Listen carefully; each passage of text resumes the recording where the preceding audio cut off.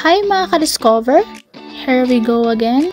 Masama jud ang daylight saving time diri sa New Zealand. Amo dagdag siya 1 hour sa adlaw. As you can see, tanaw mi ana sa gawa. Inanibago na pud mi another season. Alas 6 pa, mura siya alas 12 diri. Init pa kaayo ang adlaw. Tadan ako kay naay pero inli kaayo siya pero sa tag-iya sa balay. By the way, matumig dagat. Tanaw na mo ang sunset. Alas 6 pa na siya guys pero wala pa Japon siya. Ag-om or sakit pa kayong adlaw sa imong panit. Mura siya udtong tutok. Pero alas 6 na siya guys. Unang ginatawag na daylight saving.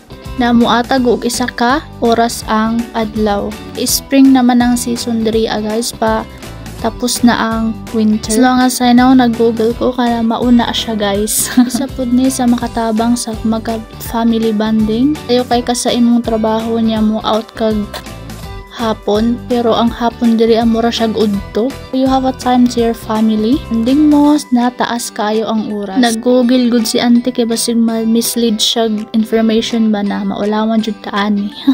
Ang first time pa nako diri guys, nagpuyat jud ko kay wala ko nasanay. Kay alas 6 pa gani diha sa to magpanarado na tagpurtahan kay magabi na, especially sa mga probinsya. Amua. Yaw-yaw na amo ang lulaan na kay gabi na daw niya. Wala pa daw may nagsulod.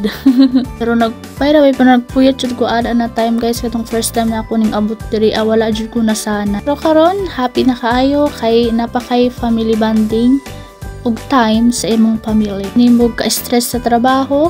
Napakay time sa imong sarili na maglaag-laag. Napud sila kay dili daw sila matulog sa caravan. Most of here na nagapuyo sila sa sakyanan o sa caravan kay makalas mo gud sila gastuhonon. Magpuyo ka sa caravan or diba sa sakyanan. More view pod siya guys. I hope that I never mislead the information that I say here.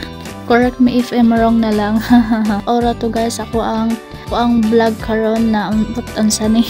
But thank you for your time and effort. Laban lang jud tas every battle that we face. Thank you for watching.